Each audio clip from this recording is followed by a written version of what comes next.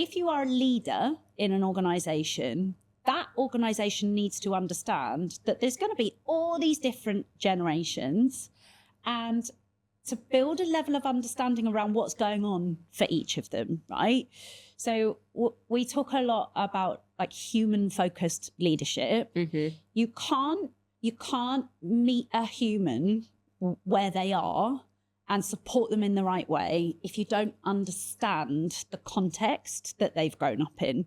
So in terms of like, part of the manager's role in supporting that is a level of understanding and, effective feedback and lots of reassurance and all of those sorts of things. But actually it's about advocating as well.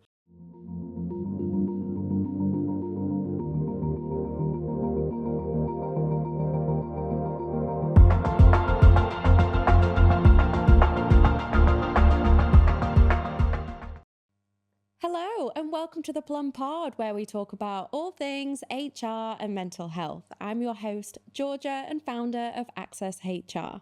On today's episode, I am with Jess Ringer as we talk about how do we equip our managers to support early career talent, especially in this modern working world. Jess shares her insight to how to really set up our managers and our teams for success as early as on day one.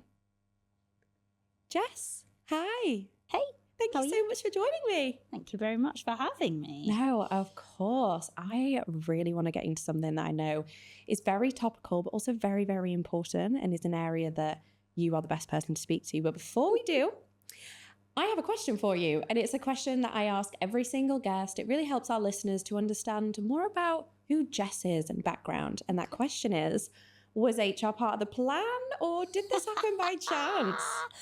I grew up in L&D, and importantly, actually, and Becky, my business partner, and I have this in common. L&D for a company that worked with educating children. So I started out. They were a tuition company, maths and English tuition company, and worked in operations, then in L&D, and decided I wanted to do that, climb to the top, and I wanted to be a CPO. I then did a little stint as a head of people, because I thought that was the direction I wanted to go in, and actually learned quite quickly that I loved about 65% of that generalist role. Wasn't a huge fan of employment law and disciplinaries and grievances. Oh, I'd love to know why. So decided to train as a coach and kind of made the move out. And that was when we set up WB.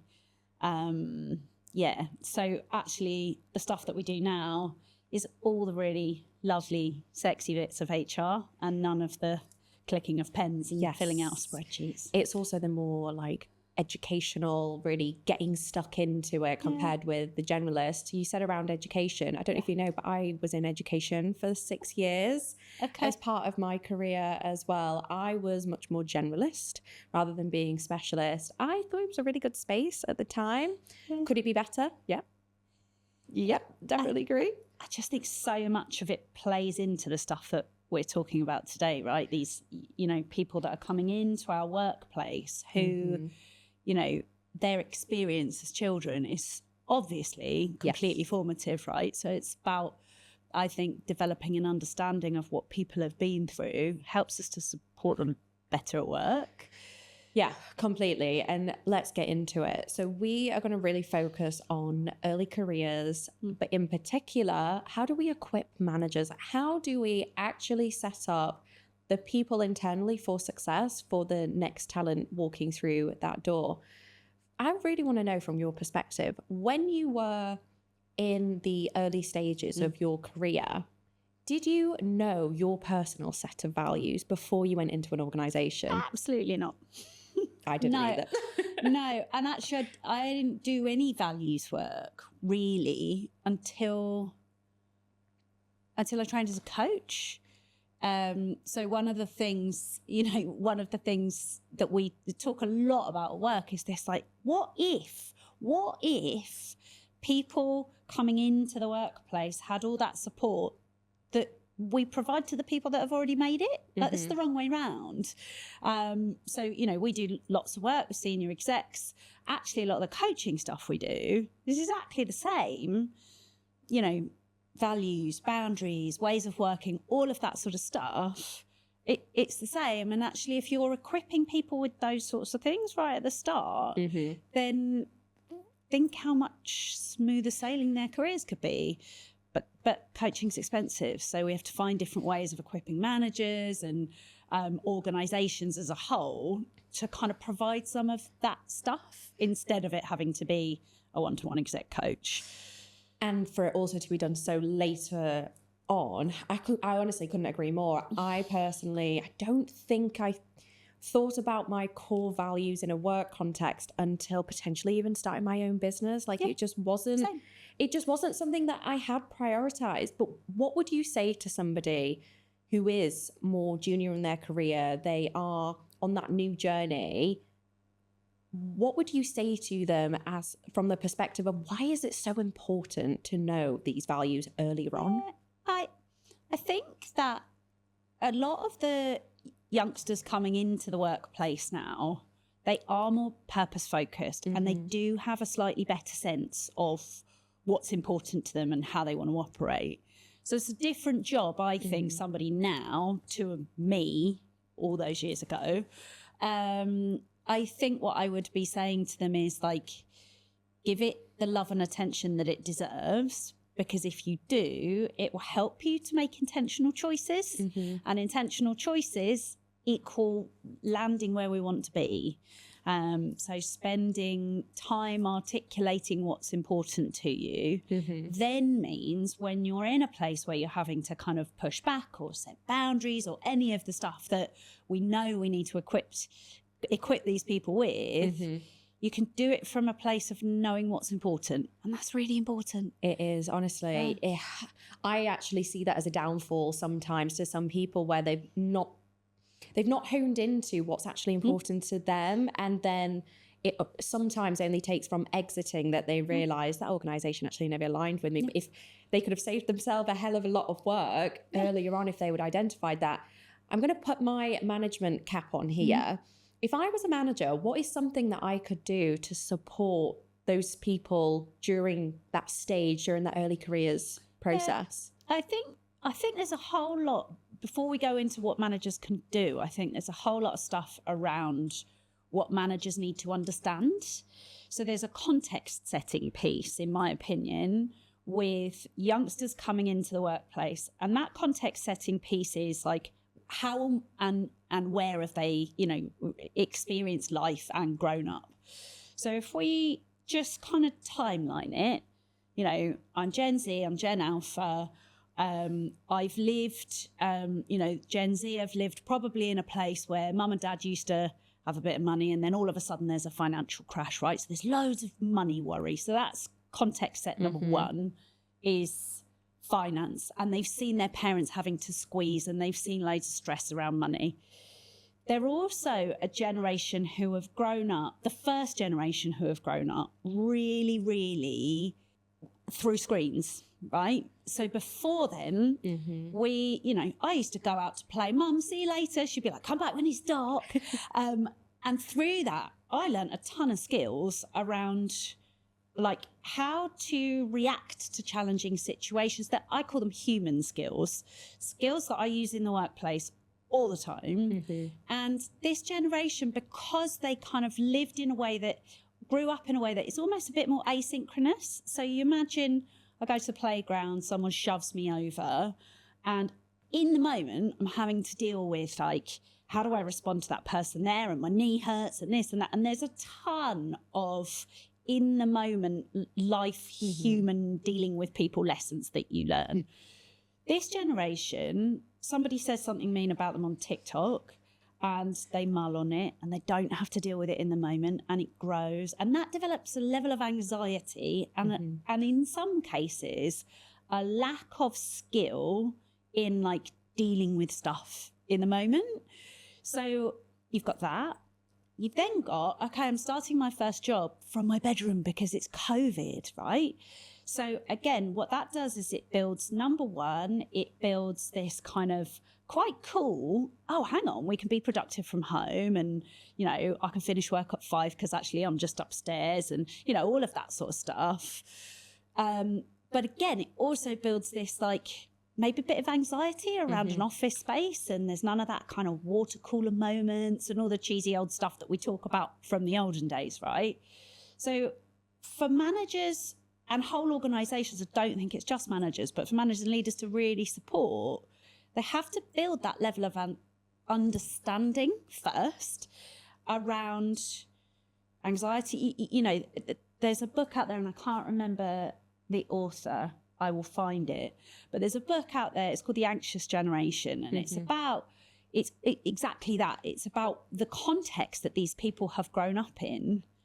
They need loads of reassurance. They need support with human skills. They need support with pushing back and boundaries, but delivering it in the right way. And they need encouragement, because there's this kind of anxiety around how to operate in today's workplace with these elephants who are going, we just did it, you know, worked really hard all the hours because we had to. And that lack of understanding is, I think, where we see the most friction. And also, retrospectively, Gen Z currently make up 18% of the workforce, but by 2030, they will be 30%. This is an ever-growing challenge. Absolutely. That we're having. And I'm also thinking, so I am born in 1996. My birthday's in July, so I am a millennial by 6 months. I'm a millennial by 6 months, but at the other end. So I was born in 83. We're both millennials. There we go. But what I'm thinking with that is, I have got friends who are slightly younger than me, and they fall into the category of Gen Z, of which they have grown up only in the digital era. Yeah. Like internet, all of that was available to them. They didn't have a time without it. Goes back to your point, actually, around the context setting, because it's different. And that's the reality that organizations need to adapt to. The phrase I hear all the time of, well, I didn't used to do that, or I just got on with it. This just doesn't work. Doesn't work. No, I agree. So I think there's a piece around, you know, Becky and I, when we work with teams, we try and take like a whole system approach, right? So you're not just building skills in the managers. You're not just building skills in the, you know, early careers. You need to build, we call it intergenerational intelligence, right? So what that means is, if you are a leader in an organization, that organization needs to understand that there's going to be all these different generations, and to build a level of understanding around what's going on for each of them, right? So we talk a lot about like human-focused leadership. You can't meet a human where they are and support them in the right way if you don't understand the context that they've grown up in. So in terms of like, you know, I think part of the manager's role in supporting that is a level of understanding and, you know, effective feedback and lots of reassurance and all of those sorts of things. But actually it's about advocating as well. So if I'm a manager and I've got people in my team and I'm encouraging them to push back and, you know, set clear boundaries, but communicate it in the right way and all of that sort of thing, I also need to be educating people above me in, well, this is the context. They're not lazy. They're hardworking and boundaried. And actually, if I look at myself in my early career, I was a busy fool. Like, I just said yes to everything because I just wanted to impress. And we run an early careers program, and that's what we see so much of. The lack of understanding from the top, and then they're cascading down, and can you help with this, and can you do this? And then that anxiety from the bottom of kind of wanting to impress. It's about educating everyone so that people, you know, we need to teach people to prioritize. actually, it's not just early careers that need to learn to prioritize, though. It's everybody. It isn't. Oh gosh, yeah, no, absolutely. I think a lot of us can take a learning from there. You were talking before around advocating, and I think that's also a really refreshing perspective. Like, we should be advocating our team, you know, constructively challenge me on this. I want you to, like, we as leaders should be enabling them to grow. I'd be curious to understand, how else can we get that rich data and feedback from our more junior team members, and I guess potentially opening this up to others to understand their context a little bit better? How can we do that? Questions. Like, I'll always bang the coaching drum, because it is, you know, in most cases, the best way to bring people along. It's the best way to develop people. As a manager, you can ask with a ton of curiosity and get so much from people. You've just got to ask the right questions. So actually, you know, managers can go on coaching programs. We do all of that, but really all it's about, we use that word curiosity. Just have a chat with people, find out, you know, about their life and about who they are as a person. And, you know, yes, you can work for a coach with hours and hours on values. Or you can just say to someone, hey, what gets you out of bed in the morning? What are you excited about?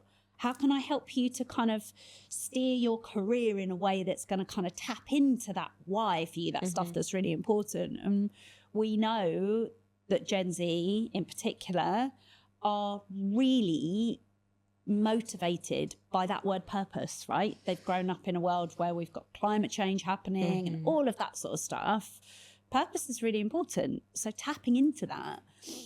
This is also where tapping into actually what is a priority for your team, your people, your demographic, you will see such a benefit internally, but also commercially at the same time. Because if you are really positioning your purpose, it's understood, you've got your vision, your mission and your values, that's also going to attract incredible talent. Yeah. But on the same side, we've then got to be able to keep them. So leaning into what is actually important to them is such a great strategy for it. I'm just curious to know, when it comes to expectations for people, I have had it at the moment where middle management are struggling in their own terms with junior talent and especially early careers around expectations and pushback, potentially due to the context setting you were just talking about earlier. I also used to play out, and if someone did push me, my dad would say, well, stand up for yourself. Yeah. Whereas I think potentially online on TikTok, if we get hate messages, we're told to just ignore it. So how, in a work context, when we have junior team members, can we start to build their resilience, I guess, around expectations at work? Yeah. I think there's a piece around communication, isn't there? Because if I don't know how to push back, it's really difficult for me to push back. So there's a piece around, like, do they know how to say no? Do they know, do they have clarity on providing feedback if somebody said something in a way that maybe they didn't like? Or, you know, just like you say, those kind of, someone pushed me over in the playground. I learned that when I was really young. Maybe these guys don't have as much of that. So I think there's a piece around communication. And then I think there's also a piece around clarity at the front end. So, you know, hiring people fresh out of education, when they join you, they're not just learning how to do the job like somebody who's done a job before. They're learning how to do going to work. And that requires a hand-holding and a level of support that is entirely different to people who have had a job before. So I think it's about being really clear around, you know, when you need to be in the office and lunch breaks and all of the kind of structural stuff.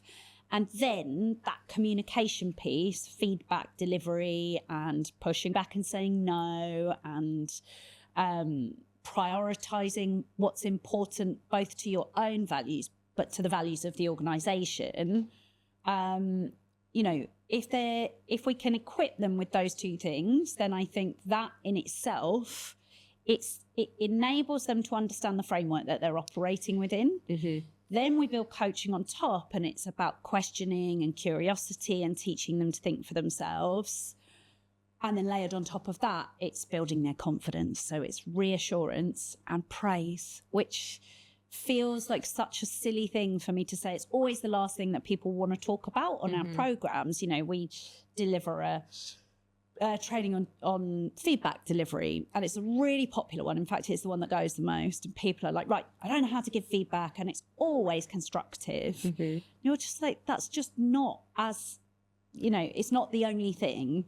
So teaching managers to better feedback in a really constructive way, structured way, when someone's doing something well, is just as important as the corrective stuff. All of that's about, you know, we talk about them as the anxious generation. It's about building confidence. And then resilience comes with that, I think. And it's also, how can we take away the anxiety around that for an anxious generation? You were talking before around clarity. And I think that's such a missing piece of explaining the why. So when we're saying, we need everybody in the office, as an example, I need you to be there at your start time. Why? Why is that important? We really, and I'd love to see this a lot more of just taking it back, like bringing it back to basics and explaining it for a generation that they are unaware. There is a lot of social media, and we see work portrayed a lot in TV series and movies, but that perception of work compared to the reality is very different, especially in a new world. And, you know, we work with managers a lot, you know, three things that are super important to this generation are well-being, money, and purpose. So purpose is such a big lofty word, and I think sometimes our kind of middle managers will be like, oh God, like, how are we gonna, I don't want to sit down and talk to this person for hours and hours about what their life purpose is. But actually flipping that into like, no, it's literally educating them in the purpose of what they're doing and why it's important. So I need you to do this. Here's why. It builds a picture of the kind of wider system, and that's education. So you shouldn't ever be operating really with anybody who you're managing, but specifically with this group, where you're just giving them instructions and telling them what to do. And I think often that's their experience, particularly of these kind of more senior managers. You know, there's tons of research out there which says like our younger generations feel like they're being micromanaged and kind of mollycoddled in a lot of ways. They want to be inspired. They don't want somebody breathing down the neck all the time. So it's about shifting our approach to what they need. They're also a very entrepreneurial generation, which I think is so desperately needed within organizations. Like, we should really be celebrating their initiative and enthusiasm and curiosity. It helps them as professionals, but it also helps us as an organization. But we need to build for that. And again, that coaching approach, helping them to feel like they've got a voice, actually listening to them. Like the amount of work we do with managers on actually listening instead of pretending to listen. And, you know, in that work, what we're doing is we're saying, listen to what a person's saying, but try and listen to what they're not saying as well. So, you know, what are the important beliefs and ethics and values that are coming through in what they're talking about, and how can you hook into them and inspire you know, this generation by linking what they're doing to something that's important to them. Because then their confidence builds, they get more excited, and that's when you get like innovation and challenge and all of that stuff. If you're just telling them what to do, they're not going to give you any of that. I don't think anybody likes to be told what to do as well, regardless of generation. You said innovation then, and it did fill my whole body with joy, because that is what we all want. Innovative companies are leading from the front. And if we can get our early talent and everybody else within the organization on board as well, It's an absolute win-win. You were talking just then around the 3 areas that are really important: purpose, money, and well-being. Can you talk to me about money in that context? Yeah, sure. So what the research says and kind of what we see in the companies that we're working in is, like I said, if I grew up in a world where mum and dad maybe had some money, then there was this financial crash, and then it all got really tight and really stressy and horrid. And actually, I didn't have a brain that was grown up enough to process all of that. As I then grow up, money becomes something that actually is a bit anxiety driving or is important. And so what we're typically seeing is this kind of this person coming into the workplace who's like, I need to earn enough money to be able to survive and to live a nice life in, you know, where I am right now. Quite often tying in with the well-being piece, they might say, oh, actually, I'd quite like to work 4 days a week. What our organisations don't realise is, yes, they quite like to work 4 days a week. It's not because they're sitting on their bums on a Friday off. Some of them have started a side hustle. They're doing something that's maybe a bit more focused on their purpose because they're not getting it at work. And so actually they're the opposite of lazy. They're really savvy. And there's so much that we as, you know, the aging generation can learn from them. So yeah, that's the money piece. It's understanding that context and that it's important. This is also where as well, I think for us as organisations, we can start to build out what does that actually look like from a attraction and retention perspective of what is important. Money is important. Like, we all have lives. Yes, we come to work and we get a salary, but we also really prioritize other things. But how can we lean into that? So how can we actually financially provide education to our people? How can we better support them? Do we actually need people in the office 5 days a week where they're paying train fares and transport? No, we don't need that. And then equally, you said then around well-being is such an important topic. And I'm actually really grateful for Gen Z to be having these really bold conversations about well-being and bringing that into the workplace when previously it has been quite a taboo topic. Have you noticed anything from your client work or any of the early talent that you've spoken with around well-being and why that's such a priority for them? Let me think. I mean, first of all, it makes me laugh that the language well-being immediately switches off the grown-ups, right? Because they go, oh, here we go. Yeah, it's mindfulness. It's, you know, whatever it is. So we try and term it differently. And the other thing that kind of springs to mind is that the amount of very senior grown-up C-suite adults who I coach, and I do an exercise with them, which is called the fuel gauges, right? So it's like, you imagine that you've got you're a car, and across the front of your bonnet is these 3 fuel gauges. And those fuel gauges are mind, body, and spirit. And I get them to self-assess, right? So it will be, what am I doing to fuel my mind? What am I doing to fuel my body? And what am I doing to fuel my spirit? So the body is obvious. It's exercise, hydration, diet, blah, blah, blah. The mind is about growth and learning and all of that sort of thing. And then the spirit is about connecting to something bigger, right? And our early careers, when we do those sorts of conversations, they got it nailed. Their fuel gauges are all up top. The grown-ups are really depleted. They're not focused on those things. So they, so what happens is that they're less resilient. It comes back to that piece around resilience, doesn't it? Like, if your 3 fuel gauges are low, when you're faced with challenge, it's really hard for you to respond in a way that's intentional.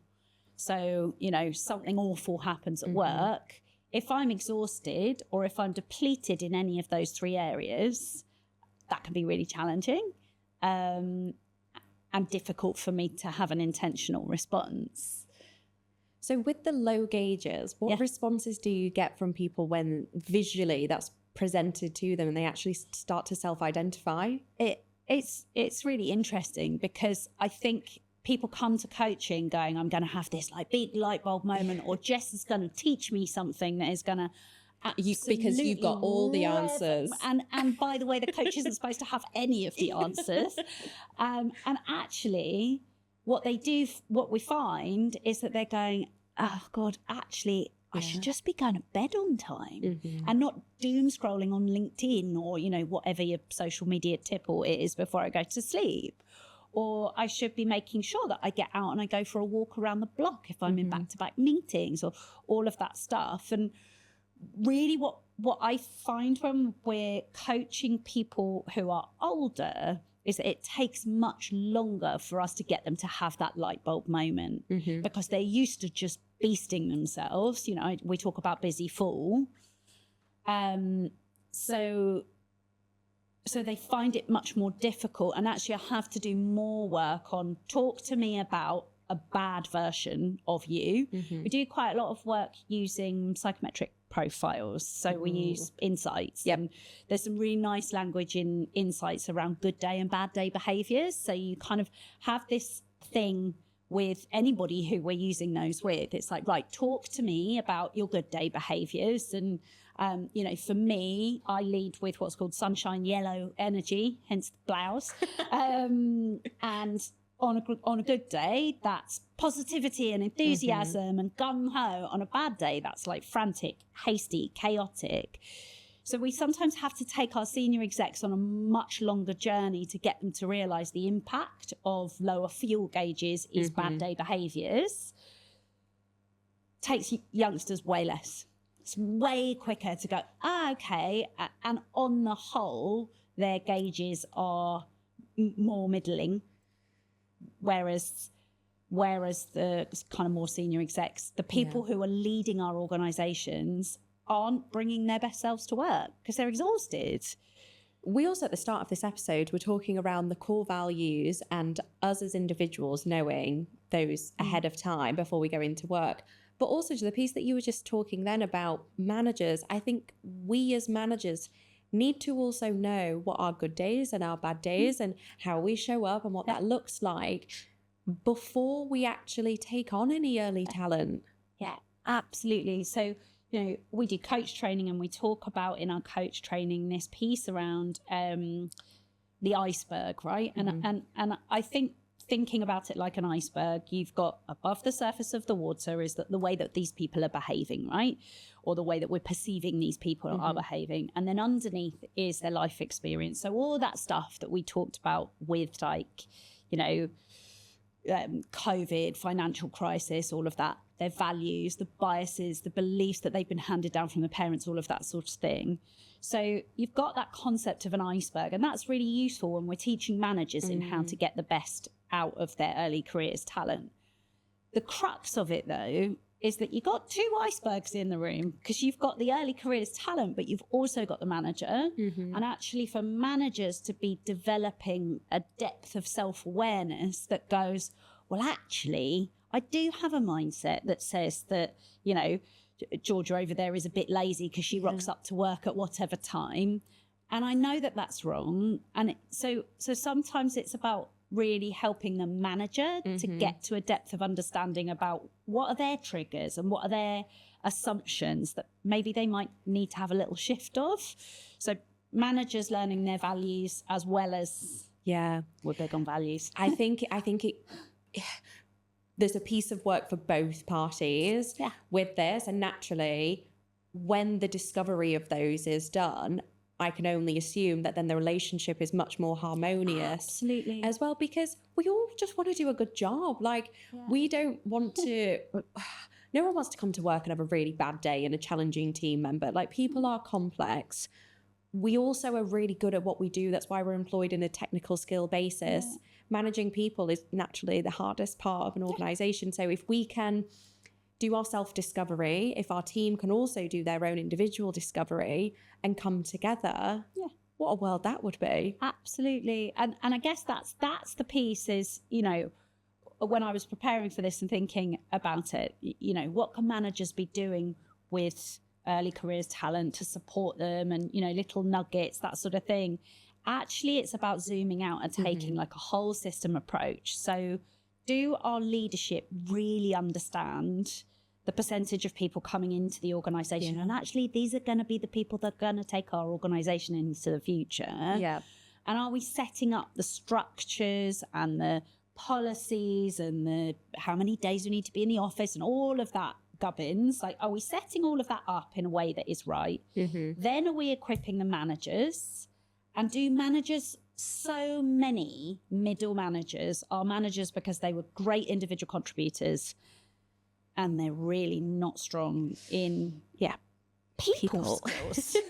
And quite often what happens is I'm so good at doing all the doing myself, and maybe I'm beasting myself to do that because that's what I was told when I was younger or whatever it is. Then I find myself in this manager position and I'm told I have to let go of everything that I was good at and start to facilitate other people doing that. And those other people are different from me because they're of a different generation. That's really hard. So there's a lot of work to do, I think, with managers on setting expectations, deeper understanding of the people that they're working with, clarity, communication, feedback, loads and loads of stuff. And, we're talking today specifically about Gen Z. That stuff's important across the board. It's important managing anyone. And then with the youngsters coming in, as they're being inducted into our organizations, it's things like feedback and growth are really important here. We're going to teach you how to deliver feedback as well as receive it. We want to hear what you've got to say because it's really valuable. Supporting them with boundaries and pushing back and all of those sorts of things, and building their confidence as well, which, like we said, is really important. And I think sometimes forgotten if a manager is pressure from the top and overwhelmed and, all of that other stuff. So it's also really refreshing to hear from that perspective because there's so much that we can do and it's also really positive. And I'm just thinking as well from the perspective of being in HR and changing my manager hat to a HR professional hat. I feel from this conversation that we're moving in a really good direction with it. There's loads of positive change that are happening. Could we do things better? Yeah, absolutely. We are also currently in a situation where we've got Gen Z, but we've also got Gen Alpha. So we need to be very proactive with what we're doing. And if we're not investing in our managers today with that coaching style, get it on your agenda. Communicate that with senior stakeholders and get them to understand the ROI as they all speak the business language and why it's important. They will bring such innovative ideas, creativity and curiosity. And that's what we all need within our organizations. So Jess, unfortunately, I've only got one last question for you during this. And I really want to reflect on when you were in your early stages of your career. And the question is, looking back, what is one piece of advice you would give your younger self? I think one piece of advice I'd give my younger self. I think probably it would be to lean into showing people who I really am. So when I started out in the workplace, I'm a big personality, got a lot to say. I get very excited. I'm a bit bossy. I'm the oldest of 9 children, so yeah, huge. So and actually, when I started at work, I thought that I had to kind of box that in and tone it all down. As I grew up, and I learned this too late, I think, but as I grew up, I suddenly realised that, actually, this big personality and this kind of, slight chaos and loud voice and fun, that's what makes me different and what makes me special. And that should be celebrated. And that should be celebrated, right? So it's, I think that the bit of advice would be like, just be you and don't worry so much about what everybody else thinks. Love that. Yeah, I love that. That's really important. And I do feel like a lot of people will really connect to that. We're told that we should show up a certain way at work as well, when the reality is we actually get a better response and progress through our careers if we're just our authentic selves. Yeah, absolutely. And all that stuff we talked around with values work and, this generation who maybe are more anxious socially, it makes it even more important. Amazing. Honestly, thank you so much for sharing. This has been really eye-opening for me, but I do feel really positive. We can see all the change, which is great. And I just know for the next generation coming through, we are building for the future, and that makes me happy too. Yeah, definitely. Thanks so much. Thank you. Like this episode? Click here for more HR talk. And if you're just catching up, check out our previous episodes right here.